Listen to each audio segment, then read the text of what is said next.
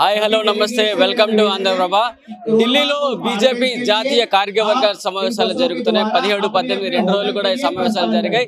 ఇక చూసుకోవాలి, దేశవ్యాప్తంగా 11,000 మంది బీజేపీ నాయకులు కార్యకర్తలు అందరూ ఈ సమావేశానికి హాజరయ్యారు. ముఖ్యంగా రానున్న ఎన్నికల్లో బీజేపీ ఏ విధంగా ముందుకెళ్లాలి, తెలుగు రాష్ట్రాలు కావచ్చు, దేశవ్యాప్తంగా 400 టార్గెట్ తో ముందడుగులు వేస్తున్నారు. మరి ఈ 2 రోజుల సమావేశాల్లో మన తెలుగు రాష్ట్రాలకు సంబంధించి నాయకుల దగ్గర నుంచి ఎటువంటి సమాచారం వచ్చిందో తెలుసుకుందాం. ఇక్కడ మనతో మాట్లాడడానికి పొంగిలేటి సుధాకర్ ఉన్నారు. సార్, ఇప్పుడు ఈ 2 రోజుల సమావేశాలు ముఖ్యంగా తెలుగు రాష్ట్రాల గురించి, ముఖ్యంగా కేంద్ర నాయకులు ఏ విధంగా సమాచారం ఇచ్చారో, వాళ్ళ దగ్గర ఉన్న అప్డేట్ మన తెలుగు రాష్ట్రాల గురించి ఏముంది?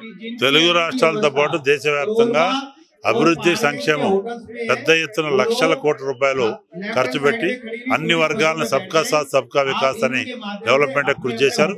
తెలుగు రాష్ట్రాలకు వస్తే నేషనల్ హైవేస్ కానీ, ఇన్ఫ్రాస్ట్రక్చర్, రైల్వేస్ కానీ, హౌజెస్ కానీ, గరీబ్ కళ్యాణ్ యోజన కింద, మరి రైతుల సంక్షేమం కింద అనేక కార్యక్రమాలు, అయితే ట్రైబల్ యూనివర్సిటీ కానీ, తర్వాత పసుపు బోర్డు, ఇవన్నీ కృష్ణా జిల్లాలో కృష్ణా రివర్ మేనేజ్మెంట్ బోర్డుతో పాటు ట్రిబ్యునల్ని నిర్మాణం చేయటం, ఇట్లా అనేక రకాలుగా ఇవాళ దేశవ్యాప్తంగా మోడీ గారికి దృఢమైన నాయకత్వానికి జరిగే ఎన్నిక.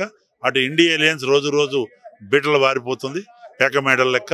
కాబట్టి ఈ దేశానికి రక్షకుడుగా, సంరక్షకుడుగా నరేంద్ర మోడీ గారి బలమైన నాయకత్వం, బ్రహ్మాండమైన మెజార్టీతో 400 సీట్ల పైన, 370 సీట్ల పైన అచ్చం బీజేపీ గెలుస్తుంది. అలయన్స్ పార్ట్నర్స్ అందరితో కలిపితే 400 పైచిలకు మంచి అబ్సల్యూట్ మరి మ్యామూత్ మెజారిటీతో రాబోతుంది.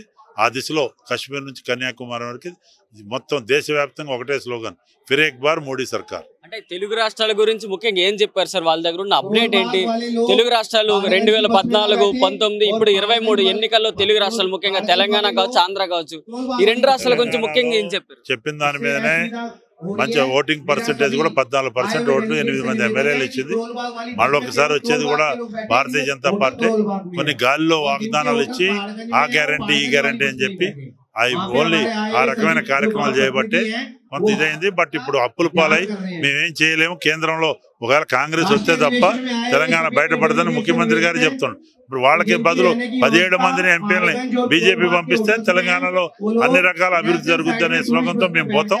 దేశవ్యాప్తంగా కూడా ఫిర్ ఏక్ బార్ మోడీ సర్కార్, మొత్తం ఆత్మనిర్భర్ భారత్ కొరకు అని ఆ కార్యక్రమంలో భాగంగానే పోతున్నాం. ఇప్పుడు రానున్న ఎన్నికల్లో తెలంగాణలో ఇప్పుడు 17 పార్లమెంట్ స్థానాలకు సంబంధించి ఎన్ని సాధించే అవకాశాలు? 17 మేము టార్గెటే, తప్పనిసరిగా డబుల్ డిజిట్ వస్తుంది.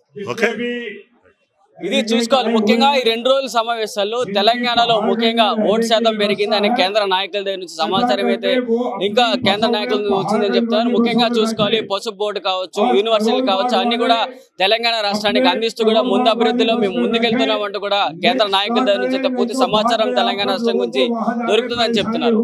వీడియో జర్నలిస్ట్ నిరంజన్ తో ప్రశాంత్, ఆంధ్రప్రభ, న్యూఢిల్లీ.